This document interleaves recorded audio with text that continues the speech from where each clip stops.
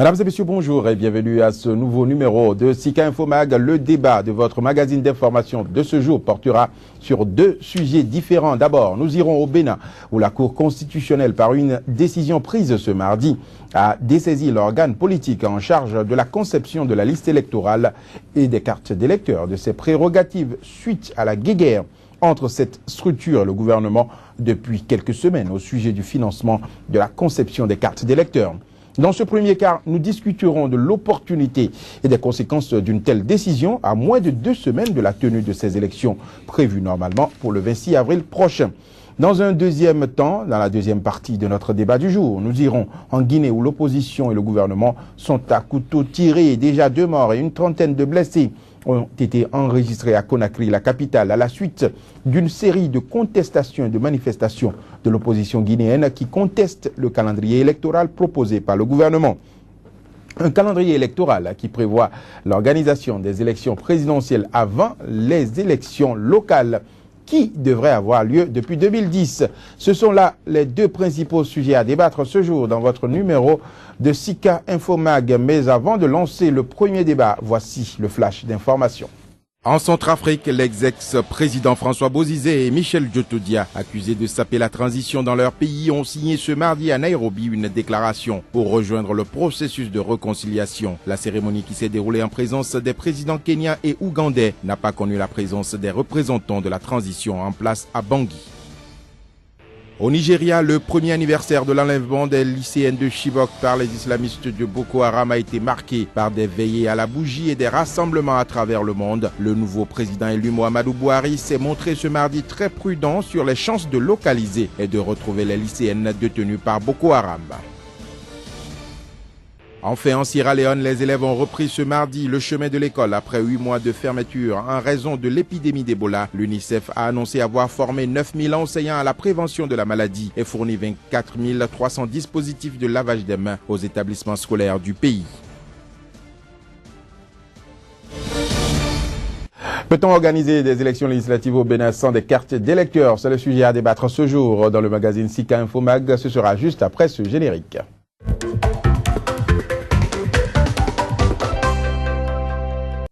Pour lancer le premier débat du jour, je reçois sur ce plateau Donkla Balo. Il est journaliste et directeur de la radio Soleil FM au Bénin. Donkla Balo, bonjour. Bonjour Joël, et bonjour à tous les téléspectateurs. Je reçois également sur ce plateau Joël Yetonji, journaliste à la rédaction de Sika TV. Joël Yetonji, bonjour. Bonjour et bonjour plateau. Je reste avec vous. Ma première question s'adresse à vous. Joël Yetonji, vous suivez l'actualité au Bénin. La Cour constitutionnelle, par une décision prise ce mardi, a donc dessaisi le COSLEPI, l'organe en charge de la réalisation de la liste électorale et des cartes d'électeurs de ses prérogatives, ceci à moins de 2 semaines de la tenue de ces élections. Alors dites-moi, est-ce que vous pensez que cette décision est opportune? Opportune, non. Si c'est par rapport à cela, je dirais qu'il fallait le faire à un moment donné. Parce qu'il est des prérogatives de la Cour constitutionnelle lorsqu'il y a blocage au niveau d'une institution. Je crois que c'est l'article 114 qui lui donne plein droit de faire injonction, de sommer ceux qui sont en charge de faire tourner la République comme cela se doit. Et le COSLEPI, là-dessus, à plusieurs reprises, on a senti qu'il y avait quelque chose qui n'allait pas. Bon, est-ce que c'est à ce moment qu'il fallait le faire ou pas? Tout contre fait, il est une réalité qu'au Bénin, il y a un blocage. La campagne a commencé, mais jusqu'à présent, les cartes d'électeurs ne sont pas disponibles. Et la Cour ayant les prérogatives pour le faire, il fallait le faire à un moment donné. Il y a déjà des voix qui se lèvent pour dire, si nous n'avons pas les cartes d'électeurs, eh bien, nous descendons dans les rues. Oui, mais est-ce que c'est la bonne décision? Parce qu'aujourd'hui, il y a 2 camps qui étaient en conflit. Il y a le gouvernement et le COSLEPI. Aujourd'hui, la Cour a pris la décision, arrache donc les prérogatives du COSLEPI et ordonne au gouvernement de donner l'argent. En fin de compte, c'est le COSLEPI qui est perdant. Est-ce que le COSLEPI est perdant ou la République? Je pense qu'il faut voir la République. Et dans la décision, ce qu'il faut apprécier d'abord, c'est de savoir si la Cour constitutionnelle était dans ses prérogatives. Et par rapport à ça, je dis oui, la Cour est dans ses prérogatives. Maintenant, le moment choisi, est-ce que c'est un moment opportun? Ça, c'est l'autre débat. Le contenu, c'est l'autre débat. Parce que par rapport au contenu, vous l'avez dit tout à l'heure, la Cour a dessaisi le COSLEPI.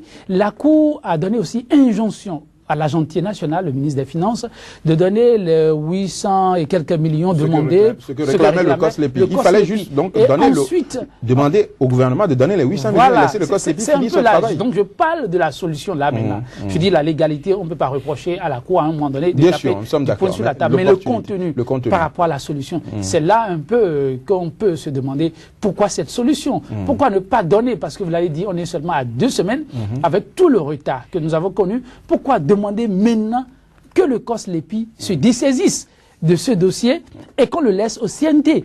Le CNT qui actuellement se trouve être comme un organe, le bras technique, mais puis se trouve comme un organe en l'air, parce que le CNT, en tout cas par rapport à cette décision de la Cour, le CNT n'a pas de tutelle et fait comme il veut, donc il y a des risques, c'est plutôt là le problème, la crainte. Donc là, Abalo, alors est-ce que cette décision de la Cour constitutionnelle, aujourd'hui, à l'heure actuelle, à moins de 2 semaines des élections, est-ce qu'elle est opportune, est-ce qu'elle est bienvenue, est-ce qu'elle est réaliste? Donc, il faut d'abord faire constater que le COSLEPI a prêté serment devant la Cour pour un mandat de 6 mois.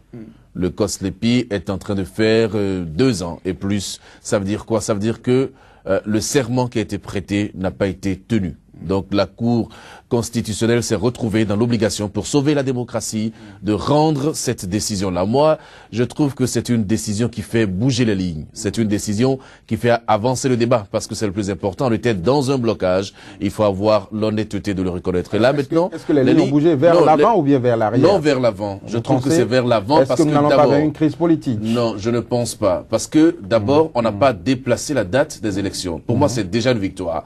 La Cour a insisté pour dire que les élections auront lieu le 26 avril. Or, on avait soupçonné de la part du gouvernement de vouloir faire du dilatoire pour amener la Cour à repousser les élections. Donc ça, c'est déjà une victoire. Mais est-ce que ce faisant, la Cour elle-même ne viole pas les lois? La loi électorale prévoit une durée de distribution des cartes d'électeurs. J'ai discuté avec des juristes qui m'ont déjà dit une fois que la loi elle est faite pour être respectée et pour être violée.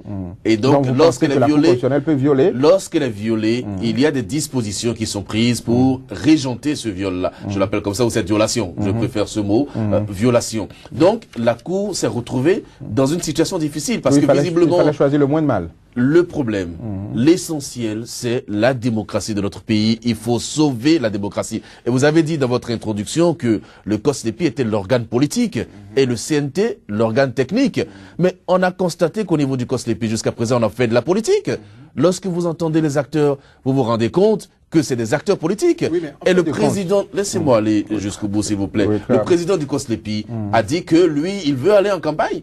Donc à un moment donné, il disait que ses collègues étaient en campagne et que lui, il doit y aller. On l'a libéré maintenant pour qu'il aille en campagne. C'est un organe politique. Les politiciens eux-mêmes savaient, la loi savait avant de mettre à la tête du COSLEPI des politiciens. Ce sont des faiblesses. Ce sont des députés. Ce sont des faiblesses de la loi. Et je crois qu'à partir de ce précédent-là, de la décision de la Cour constitutionnelle, on va corriger désormais cette faiblesse-là.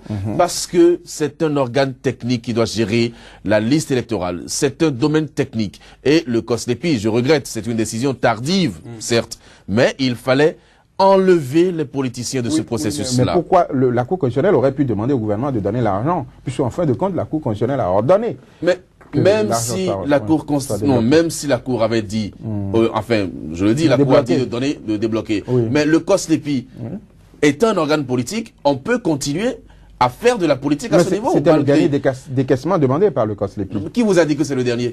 Le COSLEPI a toujours demandé rien de prouve que c'est le dernier. Parce que justement, on nous a habitués à aller coup par coup. Donc même si le gouvernement avait débloqué ses sous, le COSLEPI pourrait revenir pour demander encore des sous. Alors, à votre avis, rien ne le prouve. Quelles sont les conséquences probables de cette décision sur le plan politique? Non, qu'est-ce que cela peut emmener? C'est une décision d'abord sans recours. Le reste, c'est que nous sommes en train de faire des commentaires. Donc, une décision sans recours. Ensuite, sur le plan politique, c'est quoi? C'est qu'on n'aura pas le report des élections. C'est qu'il y a une conséquence, c'est qu'on a violé le code électoral parce que le délai de distribution des cartes d'électeurs ne peut plus être respecté. Mais j'ai appris que le gouvernement a donné des instructions au génie militaire pour se charger de la distribution des cartes d'électeurs. Est-ce que cela n'est pas une violation? Oui, mais c'est des situations d'urgence. On ne peut pas faire intervenir des militaires dans une élection. Non, mais attendez. Il faut constituer les responsabilités. L'intervention du génie militaire, c'est dans la distribution des cartes d'électeurs. Ce n'est pas dans la distribution. La carte d'électeur est sensible. Oui, qu'est-ce qui vous prouve justement que ces cartes seront acheminées vers les destinataires? Qu'est-ce qui nous prouve le contraire? Rien ne nous prouve le contraire. Oui, est-ce que la loi est respectée dans ces conditions? Mais écoutez, la loi électorale... Il y a des organes qui ont été mis en place pour distribuer les cartes d'électeurs. Pourquoi ne pas doter ces organes-là de moyens pour faire le travail? Chers collègues, nous sommes en retard. Nous sommes dans une situation exceptionnelle. Et il est important que dans une situation exceptionnelle, qu'on trouve des solutions tout aussi exceptionnelles. Moi, je n'ai rien contre exceptionnellement la loi. Vous voulez insister sur moi, je la ne pose violation que des exceptionnelle de la interrogations. loi. Je suis l'animateur du débat. Aujourd'hui, je pose des interrogations le que débat, les populations peuvent poser. Le débat aujourd'hui, c'est de trouver une solution. Vous de sortir de l'impasse. Parce que ça n'arrive pas qu'aux autres. Tenez-vous tranquille. Donc, nous allons tous contribuer, et les politiques en premier, à une situation délétère dans notre pays, qu'est le Bénin. Et en dessaisissant l'organe politique de cette affaire-là, je trouve pour ma part que la Cour a pris ses responsabilités et que le CNT a une mission simple qui est donc de finaliser le processus et de rendre disponibles les cartes d'électeurs. Un CNT c'est une avancée. Il n'y a pas de tutelle. Vous pensez que ce CNT va fonctionner comment? Non, comment les sous seront virés dans quel compte? Qui sera l'ordonnateur du CNT? Vous savez, à l'étape actuelle des choses, la Cour a sûrement analysé tous les contours avant de prendre sa décision. Je n'ai pas lu l'intégralité de la décision de la Cour, mais ce qui est sûr, ça va être organisé. Ce sont quand même des gens intelligents qui sont à ce niveau-là. Les élections doivent avoir lieu le 26 avril. Pour moi, c'est le plus important. Joël Yetonji, très rapidement, votre réaction? Bon, ben, je dis, c'est par rapport aux solutions à apporter. Donc là, lui pense qu'il faut, dans ces conditions, exceptionnellement violer la loi pour permettre à ce que le pays avance. C'est votre avis? Vous savez que moi, je n'ai jamais été d'accord pour ces agissements. J'ai toujours dit ici que c'est au nom des tests de loi que les pires abominations, les pires crimes sont commis. Et ce qui se passe aujourd'hui, c'était malheureusement prémédité. Quand vous observez très bien les acteurs politiques, eux, ils savent dans quel jeu ils sont.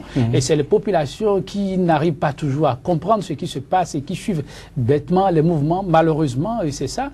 Et pendant combien de temps encore? C'est là tout le combat qu'il faut mener. On ne va pas chaque jour retomber dans les mêmes travers. Et quand vous observez ce qui se passe, c'est les mêmes situations. Les gens vont crier, quoi qu'on dise dans ces élections au Bénin, il faut souhaiter plutôt le meilleur pour le Bénin. Sinon, il y aura des protestations. Rien à dire. Et quelle réaction politique vous voyez par exemple? Avant d'aller plus loin, il faut observer que dans cette décision, vous l'avez souligné, il fallait le faire. Ce que la Cour a fait, il fallait le faire. Ça, il faut le reconnaître. Mais dans la solution à apporter, mais pourquoi ne pas, c'est la dernière étape, pourquoi ne pas simplement les 800 et quelques millions réclamés, que le COS-LEPI réclamait, demander au ministre de mettre ça à disposition. Et sur le reste, s'il vous plaît, vous me donnez la parole, permettez-moi d'aller loin.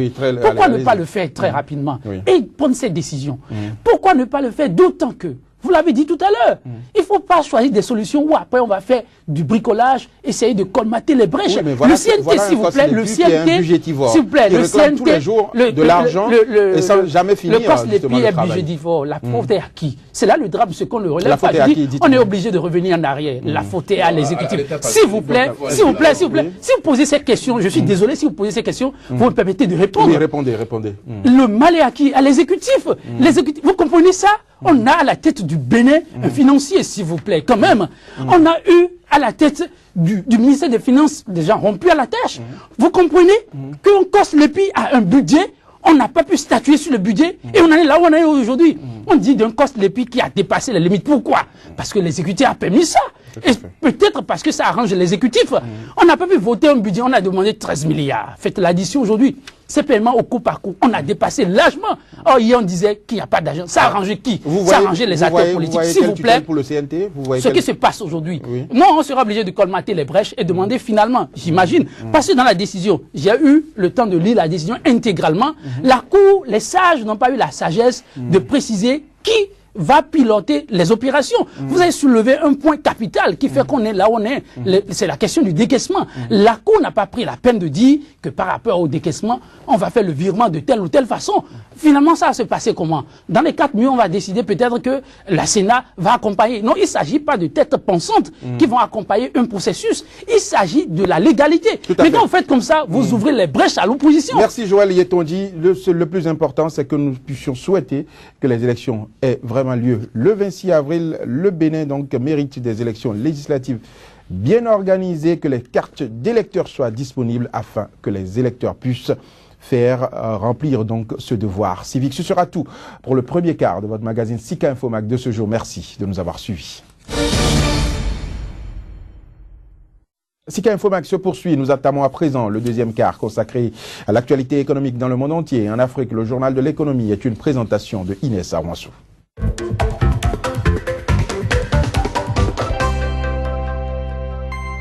Ravi de vous retrouver pour cette nouvelle édition du journal de l'économie. Bienvenue à toutes et à tous. Le sommaire. Assemblée générale du Conseil national du patronat à Cotonou au Bénin. Le CNP annonce la mise en place prochaine d'un tribunal arbitral.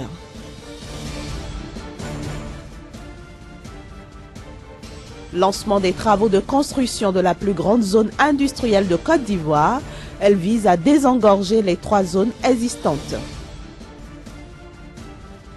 Enfin, nous aurons les échos du Salon de l'agriculture et des ressources animales qui s'est tenu à Abidjan, en Côte d'Ivoire. Et nous ouvrons ce journal de l'économie par le Bénin où le CNPB, entendez, Conseil national du patronat du Bénin, vient de faire un grand pas dans le sens de l'amélioration du climat des affaires. Il a annoncé la mise en place dans les tout prochains jours d'un tribunal arbitral, une instance qui sera chargée de régler les contentieux internes entre les acteurs du CNPB.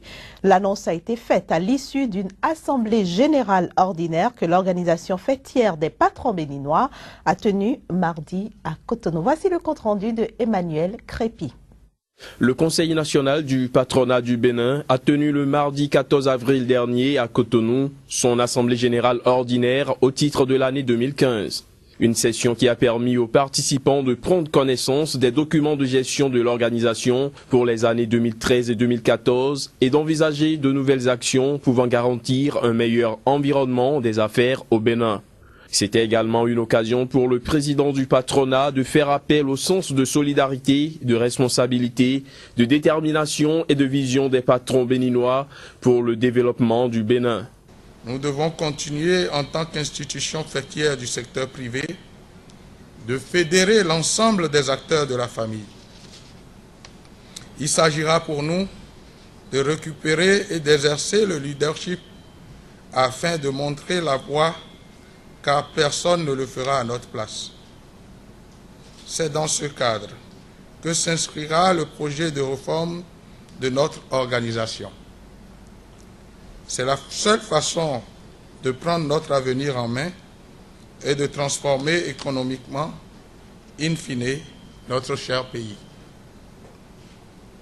Nous avons donc l'impérieux devoir d'agir et de faire bouger les lignes dans le respect et l'écoute mutuelle, mais en avançant résolument. L'un des points essentiels abordés au cours de cette assemblée générale porte sur la mise en place d'un tribunal arbitral au sein du Conseil du patronat du Bénin. Une innovation qui a connu l'adhésion unanime des acteurs présents. L'impact de ce tribunal, c'est d'abord le règlement de nos contentieux internes. Qu'on soit bien d'accord, c'est un tribunal qui va gérer les contentieux liés à la vie associative de notre patronat, de façon à ce que, nous puissions en notre sein nous retrouver pour, trouver des solutions aux problèmes auxquels tel ou tel membre du patronat serait confronté. Et c'est une première parce que ça permet effectivement de faire en sorte que la vivacité qui doit nous caractériser puisse continuer à véritablement fonctionner. Créé en septembre 1984, le Conseil national du patronat du Bénin, qui constitue une organisation fêtière des employeurs béninois, vise l'amélioration de l'environnement des affaires, du climat des investissements et la compétitivité du secteur privé. Les autorités ivoiriennes ont lancé les travaux de construction de la plus grande zone industrielle de Côte d'Ivoire. En effet, les 3 zones industrielles d'Abidjan, qui couvrent une superficie totale de près de 940 hectares et qui regroupent environ 90% de l'outil de production industrielle de la Côte d'Ivoire, ne répondent plus à la demande. Les détails avec Chris Paterne à Sémien. Située sur une superficie de plus de 900 hectares, la nouvelle zone industrielle d'Abidjan sera dotée de plusieurs établissements modernes. Face à l'ampleur de la demande, le gouvernement ivoirien a décidé d'aménager en urgence 50 hectares de terrain industriel à proximité des villages d'Aloukwa, à Koupezegui et à Tinguié dans la commune de Yopougon. Il s'agit également de bâtir une économie structurellement industrialisée, ayant fortement accru la part des produits manufacturés dans le produit intérieur brut et dans les exportations, ayant permis l'éclosion d'une grande classe moyenne, tant en milieu urbain que rural, à même de soutenir une demande intérieure forte, viable et durable. Dans ce contexte, le secteur industriel est appelé à jouer un rôle majeur en tant que source de croissance, de création d'emplois et de levier pour le développement des autres secteurs économiques par l'effet d'entraînement. À travers ces infrastructures industrielles, la Côte d'Ivoire entend créer les conditions propices à l'expansion de l'investissement privé qui doit représenter 60% des investissements globaux prévus dans le cadre du Programme national de développement PND 2012-2015. La nouvelle politique industrielle ambitionne de positionner notre pays comme base de production la plus compétitive des zones CEMAC et CEDEAO pour les biens manufacturés et industriels, tout en favorisant l'émergence d'un secteur de PME dense. Raison pour laquelle nous nous réjouissons de l'aménagement d'un nouveau parc industriel qui participe à la réalisation de cette vision et qui répond à une attente pressante des industriels. D'un coût global de 22 milliards, les travaux d'aménagement de la nouvelle zone industrielle PK24 sera exécuté par une entreprise locale et offrira dès sa livraison en mars 2016 près de 112 lots industriels de 2500 à 6000 mètres carrés. Restons en Côte d'Ivoire, cette fois-ci pour parler du Salon de l'agriculture et des ressources animales Sarah, à Abidjan donc en Côte d'Ivoire. L'objectif du salon est de rapprocher tous les acteurs de la chaîne en vue d'assurer la sécurité alimentaire et de contribuer à une gestion durable des ressources agricoles, halieutiques, hydriques ainsi que forestières. Autant de privilèges n'a été accordé à la race animale et végétale au cours de ces derniers jours à Abidjan.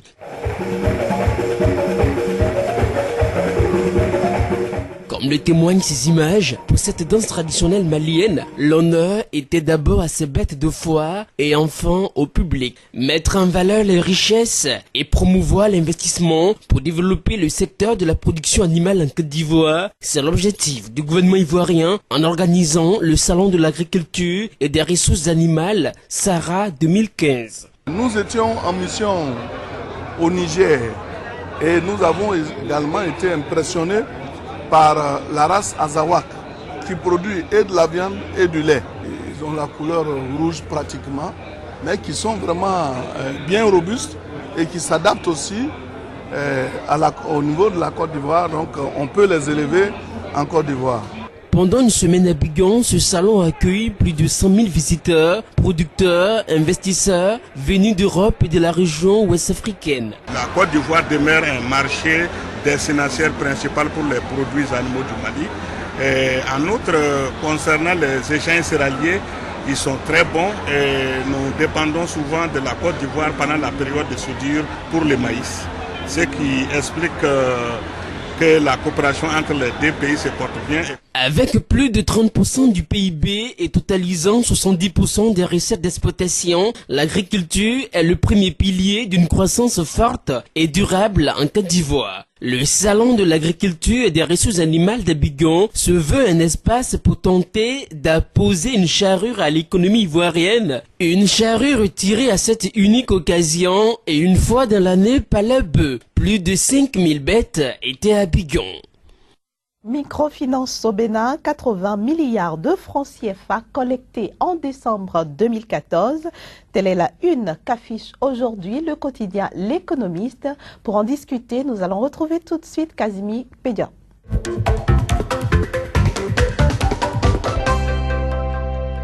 Bonjour Casimir. Bonjour. Ravi de vous retrouver. Merci. Alors comment se porte le secteur de la microfinance dans l'espace UEMOA ?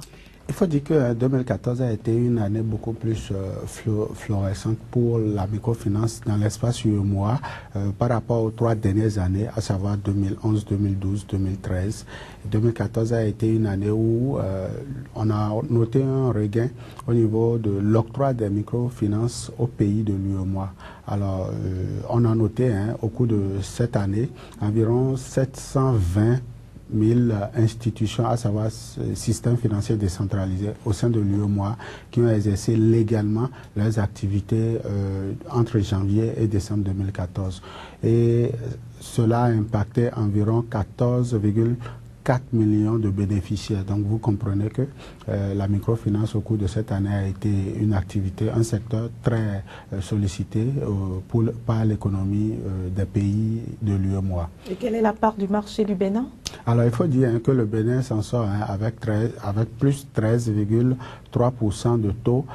Comparativement aux autres pays, le Bénin a été le pays où l'activité a été exercée plus en 2014. Et c'est ce que nous détenons des informations statistiques de la Banque centrale des États de l'Afrique de l'Ouest. Alors c'est des données, il faut le dire, crédibles, en ce sens que la Banque centrale des États de l'Afrique de l'Ouest est aujourd'hui l'institution plus crédible en termes de statistiques au sein de l'UEMOA. Mais comment expliquez-vous que malgré cette situation réluisante que vous présentez, comment expliquez-vous que les petites, moyennes entreprises peinent toujours à prendre leur envol financier? Oui, la situation s'explique par le fait qu'il y a beaucoup de sociétés qui sont dans l'informel. Et il y a plus de sociétés aujourd'hui demandeurs de ces crédits-là que la cagnotte disponible, parce que pour bénéficier de la microfinance, il faut forcément quitter l'informel pour le formel ou avoir un certain nombre de pièces. Alors que dans nos pays, il y a cette difficulté-là qu'ont les entreprises, surtout les individus, à vouloir se formaliser, parce que la fiscalité ne les aidant pas, surtout au Bénin, la fiscalité est un peu ruineuse pour les petites et moyennes entreprises. Donc forcément, ce n'est pas la lune de miel entre l'État et forcément ces structures, ces PME-là. Donc c'est ce qui explique. L'autre chose aussi, c'est que les petites et moyennes entreprises n'ont pas encore la culture des comptes financiers, et donc forcément ça agit sur eux. Donc aujourd'hui, la Banque centrale des États de l'Afrique de l'Ouest est en train de réfléchir sur les mécanismes pouvant permettre de concilier le secteur informel au crédit. Et quel avenir finalement pour la microfinance au Bénin et dans l'espace UEMOA en général? Selon les statistiques, les analyses de la Banque centrale des États de l'Afrique de l'Ouest, si les données continuent comme ça, c'est que l'espace ouest africain serait d'ici 5 à 10 ans un espace beaucoup plus pourvoyeur de microfinance, beaucoup plus, où il y aura les petites et moyennes entreprises qui seront beaucoup plus développées. Donc l'avenir est beaucoup plus prometteur pour les pays de l'UEMOA, et il va falloir associer à cela les gros partenaires de l'Europe afin que la cagnotte soit beaucoup plus disponible pour ces PME-là. Merci beaucoup, Casimir Pédior. Je rappelle que vous êtes journaliste au quotidien L'Économiste qui paraît à Cotonou, au Bénin. Merci également à vous, chers amis téléspectateurs, de nous avoir reçus chez vous. C'est la fin de ce journal de l'économie. Je vous donne rendez-vous demain jeudi, pour d'autres informations. Au revoir. Nous démarrons à présent la troisième partie de Sika Infomag, destination Guinée. Déjà 2 morts et une trentaine de blessés dans le bras de fer entre le gouvernement et l'opposition au sujet du calendrier électoral. Guinée-Conakry, ou un pays au bord de l'impasse politique, c'est le sujet à débattre juste après ce flash d'informations que je vous propose de suivre. En Centrafrique, l'ex-président François Bozizé et Michel Djotodia, accusés de saper la transition dans leur pays, ont signé ce mardi à Nairobi une déclaration pour rejoindre le processus de réconciliation. La cérémonie, qui s'est déroulée en présence des présidents kenyans et ougandais, n'a pas connu la présence des représentants de la transition en place à Bangui. Au Nigeria, le premier anniversaire de l'enlèvement des lycéennes de Chibok par les islamistes de Boko Haram a été marqué par des veillées à la bougie et des rassemblements à travers le monde. Le nouveau président élu Muhammadu Buhari s'est montré ce mardi très prudent sur les chances de localiser et de retrouver les lycéennes détenues par Boko Haram. Enfin, en Sierra Leone, les élèves ont repris ce mardi le chemin de l'école après 8 mois de fermeture en raison de l'épidémie d'Ebola. L'UNICEF a annoncé avoir formé 9000 enseignants à la prévention de la maladie et fourni 24 300 dispositifs de lavage des mains aux établissements scolaires du pays. Le débat se poursuit sur Sika TV, sur Sika Infomag, mais avant, voici le générique qui annonce les discussions.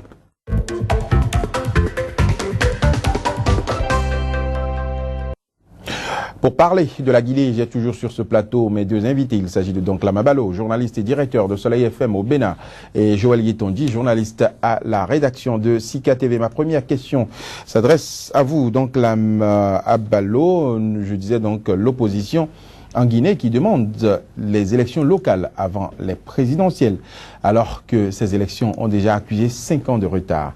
Est-ce que vous estimez cette revendication légitime? Vous connaissez la réponse, c'est une revendication bien légitime. Où est-ce que vous avez vu qu'on puisse accuser 5 ans de retard pour une élection? Non, je crois que nous avons touché le fond dans certains domaines, notamment dans le domaine électoral, parce que la démocratie est un système politique qui repose essentiellement sur un pilier fondamental qui est celui de l'organisation à bonne date des élections. Donc on ne peut pas accepter qu'une élection prenne 5 ans de retard. Je pense que... Le gouvernement a des arguments. Non, il y a eu Ebola qui est passé, il y a les problèmes d'organisation, il y a un problème au niveau même de la commission électorale. Donc le gouvernement a pris le temps quand même d'huiler correctement le système. J'ose croire que vous n'êtes pas sérieux, Joël, lorsque vous parlez... Moi, je ne fais qu'avancer les arguments du gouvernement. Donc 5 ans, 5 ans. Vous pensez que parce qu'il y a des crises dans les pays, on ne peut pas organiser les élections? Si le gouvernement béninois, ou je prends l'exemple du Nigeria, si le Nigeria avait avancé l'argument de Boko Haram et d'autres arguments pour ne pas faire les élections pendant 5 ans. Ça a été avancé, ça a été reporté. Il a fallu une pression internationale. C'est pas 5 ans, ce que nous dénonçons là, il s'agit d'une élection locale. Est-ce que le gouvernement n'a pas raison? Une élection locale par rapport à une élection présidentielle, il n'y a pas de problème de reporter une élection locale. On ne voyait pas. Je laisse tomber les arguments. Pour répondre directement à votre question, pour vous dire que c'est légitime que l'opposition en Guinée réclame la tenue des élections locales. C'est fondamental. Maintenant, le calendrier électoral qui a été bouleversé, je pense personnellement que c'est une question de manque de consensus. Parce que lorsqu'on se retrouve devant ce cas de figure, on discute avec tous les acteurs politiques pour s'entendre sur un calendrier électoral. C'est vrai que la Commission électorale nationale indépendante en Guinée a décidé du report des élections ou de la modification du calendrier électoral, mais est-ce qu'on a consulté tous les acteurs politiques? C'est justement parce qu'on n'a pas fait cette consultation préalable qu'il y a des troubles. Oui, et je pense que l'opposition, légitimement, peut réclamer qu'on puisse ne pas toucher au calendrier électoral. Joël Yetonji, l'opposition qui demande la tenue des élections locales avant les élections présidentielles, alors qu'on sait que s'il n'y a pas élection présidentielle, on peut rentrer dans un vide constitutionnel plus grave que la non-tenue des élections locales. Est-ce que vous ne pensez pas que le gouvernement guinéen a raison d'organiser? Vous jouez très bien votre rôle. Vous avez ajouté plus grave, parce que c'est quand même grave. Vous pouvez concevoir ça 5 ans, comme on l'a dit. Ça fait simplement pas sérieux. Et on ne trouve que ça en Afrique. Et les exemples, c'est à foison. Les grands démocrates, du moins ceux qui se disent démocrates, ils sont nombreux. Hein. On va commencer par citer à l'infini. Rien qu'à citer ces pays, on ne va pas finir avec l'émission d'aujourd'hui. Il y en a qui, depuis le mandat, n'ont pas eu, même ils n'ont pas été préoccupés d'organiser la moindre élection à bonne date. Donc, Condé n'est pas une exception. Et quand vous observez, malheureusement, il se trouve que c'est l'opposant d'hier qui critiquait les autres. C'est lui qui fait ça. Vous pouvez concevoir ça? Non, vous savez, et puis, dans la peau d'un chef, les réalités sont autres. Ah non. Il faut le comprendre. Maintenant qu'il est confronté aux réalités du pouvoir. C'est à quoi on ne veut pas amener ceux qui veulent s'éterniser au pouvoir, hein. Mais c'est à croire que ceux-là, ils ne sont pas bons pour gouverner. On ne peut pas comprendre que qu'on est, avec tout son passé qu'on connaît, en soi, a fait ce qu'il est en train de faire là. On dit, au niveau de ceux-là qui sont actuellement en place, ces maires, les 28 maires actuellement en place, dans le lot, 28 ont été nommés par lui. Ils ont été nommés dans les zones où c'est l'opposition qui a plutôt droit de citer. Et c'est lui qui positionne les maires qui sont là. Vous comprenez un peu la réaction de l'opposition. Est-ce que ce n'est pas fait à dessein pour s'appuyer sur ceux-là? Quand tu me nommes quand même, je te suis redevable. Donc, si vous êtes là pour organiser les élections présidentielles avec moi, mais vous n'allez quand même pas promouvoir l'opposition, faites tout ce qu'il faut pour que la balance penche de son côté. C'est ce dont il est question. Et c'est normal que l'opposition en soit a fait ce qu'il est en train de faire là. En 2013 déjà, les gens ont réclamé que les élections locales soient organisées avant la présidentielle. Oui, mais il a fait semblant. Un problème au niveau de la CENI, la commission électorale. Aujourd'hui, le gouvernement dit qu'il n'a pas confiance à la commission électorale. Ce n'est pas normal. La CENI qui au départ disait que c'est faisable, qui par la suite dit que ce n'est plus faisable. La CENI qui a été en tout cas positionnée, les membres, je veux dire, dans les mêmes conditions que la Sénat quelque part a été positionnée. On connaît les têtes. Quand c'est comme ça, pensez-vous que l'opposition puisse croire ce qui est en train d'être fait si ce n'est pas finalement pour lui saper la morale? Ce n'est pas possible. On ne peut pas comprendre que le chef de l'État, qui sait depuis des années qu'il doit organiser des élections, c'est ce dont on a parlé un peu plus tôt, n'a pas pu prendre les dispositions. La légitimité d'un président de la République, c'est plus grave que la légitimité d'un maire, vous ne voyez pas? Mais il se trouve que c'est ce président qui convoque le corps électoral. Il se trouve que c'est ce président qui donne les instructions, met en place les structures qu'il faut pour qu'on organise les élections à bonne date. Et il se trouve que Koné n'est pas au pouvoir hier seulement, qu'il était là bien avant et il connaît le calendrier électoral. Et c'est lui qui hier reprochait aux autres de ne pas organiser les élections à bonne date. Et c'est lui qui organise ce qui est en train d'être organisé aujourd'hui. Ce n'est pas bon. Et c'est lui, s'il vous plaît, qui demande aux policiers, lui qui criait hier, qui demande aux policiers d'aller mater des civils qui n'ont pas d'armes. Et s'il vous plaît, plus grave, on a tiré sur des gens à balles réelles. Non, on ne peut pas comprendre ce qui se passe en Guinée. Donc là, Mabalo, dites-moi, comment est-ce qu'on peut expliquer qu'en Afrique, les opposants, les farouches opposants d'hier deviennent presque tous aujourd'hui des dictateurs? C'est inexplicable. Ne me demandez pas d'expliquer ça. Farouchement opposants, aujourd'hui sont tous des dictateurs. Ne me demandez pas d'expliquer ça parce que c'est inexplicable. Qu'est-ce qui s'est passé en temps? En Guinée, c'est le goût du pouvoir. Le pouvoir est plus juteux. Mais vous l'avez dit tout à l'heure vous-même. Vous avez parlé du pouvoir et de ces... je ne sais pas ce qu'il faut dire, mais vous l'avez dit vous-même tout à l'heure. Vous savez, en Guinée, on parle même d'insécurité. Et les gens ont marché contre ça, contre l'insécurité. On a tué des anciens ministres. On a poursuivi des gens avec des motards et on a tiré sur leurs véhicules. Est-ce que on ne peut pas réclamer plus de sécurité dans un pays comme la Guinée, un pays qui a connu déjà beaucoup d'autres problèmes, et maintenant on tire à balles réelles. Joël l'a dit, à balles réelles sur des manifestants. Mais je ne sais pas si l'Afrique, que les Africains qui me regardent m'en excusent, mais quand est-ce que nous allons nous développer? Si nous avons décidé de faire de la démocratie a ses principes et règles que nous devons respecter. Si nous ne sommes pas prêts pour ça, pourquoi est-ce que nous insistons pour aller à la démocratie? Oui, mais il y a d'autres systèmes politiques qu'on peut expérimenter. Le problème, c'est qu'il y a toujours des intellectuels aux côtés de ces présidents qui leur expliquent qu'ils ne violent pas les tests. Non, quel intellectuel explique au président? Parce que s'ils ont eu 5 ans de retard, bon, qu'est-ce que ça coûte d'avoir 1 an de plus? Pas de problème. Je ne sais pas quel rôle vous jouez aujourd'hui. Parce que, bon, je sais que vous ne pensez pas ça. Je sais entre nous. Vous pouvez me rassurer que vous ne pensez pas ça. Je comprends votre rôle. Je ne fais que faire des interprétations. Je suis l'animateur de cette émission. C'est comme je dis, lorsque vous occupez une responsabilité, c'est que vous avez votre intégrité physique, morale, mental et tout le reste. Donc, vous savez raisonner. Et vous savez très bien que vous avez été élu sur la base de textes qui vous disent pendant combien de temps vous devez gérer. Donc, il n'y a pas d'explication possible. Et tenez-vous tranquille, les opposants d'hier qui deviennent des dictateurs d'aujourd'hui, c'est triste pour l'Afrique. Et je crois que ce sont des choses qui se payent cash. On a connu la situation au Sénégal. Wade, qui était un grand opposant, arrivé au pouvoir, s'est amusé aussi à modifier les textes. Et c'est le moment de s'adresser également, encore une fois, aux peuples africains. Parce que, en définitive, le pouvoir revient au peuple. Les dirigeants qui ont essayé de se maintenir au pouvoir ont essuyé la colère du peuple et on a vu dans bien des cas comment ça s'est passé. Donc, aux peuples africains de prendre leur destin en main, c'est fondamental. Sinon, les dirigeants vont toujours vouloir faire de nous ce qu'ils veulent. Donc, je pense que le pouvoir, c'est pour un temps. Et finalement, il faut gérer l'après-pouvoir. Parce que c'est aussi la vraie problématique. Les gens s'accrochent au pouvoir parce qu'ils n'ont pas géré l'après-pouvoir. Ils n'ont pas l'assurance que l'après-pouvoir sera reluisant pour eux. Ils n'ont pas l'assurance qu'ils vont se retrouver dans des situations telles que l'après-pouvoir puisse être bien géré. Donc, s'il le faut dans les pays africains, il faut penser alors désormais à l'après-pouvoir des chefs d'État. Voilà. Pourquoi pas créer une institution qui les regroupe et qui les mette dans des situations telles qu'ils ne soient plus obligés de vouloir s'accrocher au pouvoir. C'est fondamental. Sinon, nous parlerons toujours de développement d'Afrique, mais ça va rester des mots, rien que des mots, et c'est très dommage. Joël Yetonji, alors le gouvernement a appelé à un dialogue politique. L'opposition a accepté Breké pour quelques jours. Quelle sortie de crise possible vous voyez en Guinée? Il faut que le gouvernement montre vraiment sa bonne foi. Et vous pensez que le gouvernement va accepter organiser les présidentielles avant les locales? Non, je vois le gouvernement plutôt dans une position bien tranchée. Il n'est pas question d'organiser les élections locales avant la présidentielle.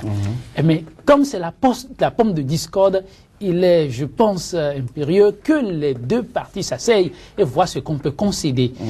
L'opposition, jusqu'à preuve de contraire, dit tant qu'on ne nous annonce pas qu'on veut retoucher le calendrier dans ce sens, nous ne voulons pas lâcher du lest. Oui, mais aujourd'hui, cette opposition, c'est elle qui était au pouvoir hier et qui violait allègrement les tests. Aujourd'hui, de quoi?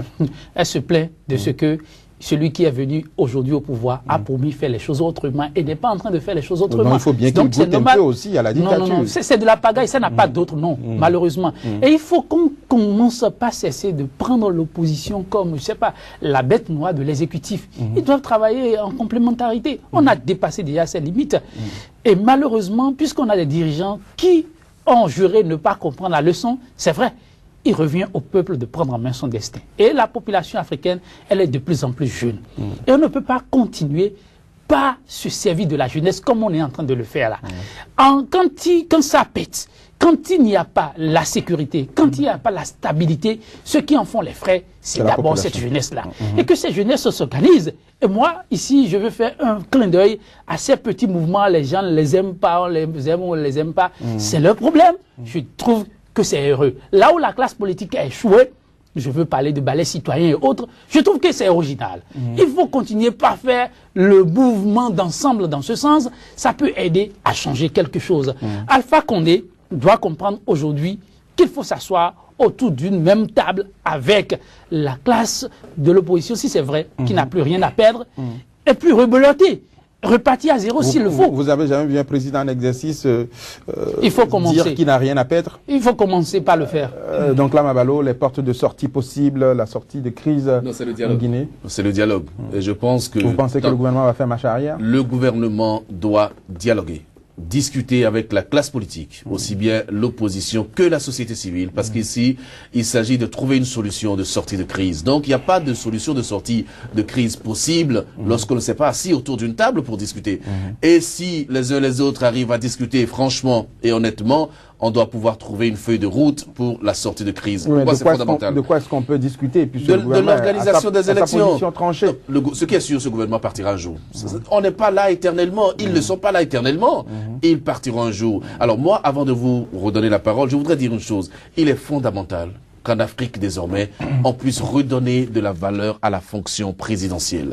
Parce que j'ai l'impression que dans la plupart des pays africains, on a désacralisé la fonction présidentielle. Et j'aime à dire, avec les collègues avec lesquels je discute souvent, que ce n'est pas la fonction que vous occupez qui vous donne de la valeur. C'est vous qui donnez de la valeur à la fonction que vous occupez. D'où un certain charisme. Vous ne pouvez pas être accroché aux choses de la terre. Je parle comme les religieux. Mais vous ne pouvez pas être accroché aux choses matérielles. Vous avez eu la possibilité de servir votre peuple. On vous a fait confiance. Vous êtes au service du peuple. Le parcours de celui-là qui est devenu président.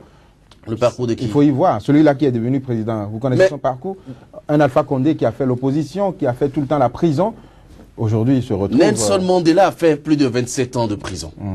Il a pris les rênes de l'Afrique du Sud. Il a fait 5 ans. Il avait la possibilité de revenir. Il a décidé de partir. Et aujourd'hui, tous les chefs d'État africains donnent ou prennent Nelson Mandela en exemple. Mais il faut le contraire.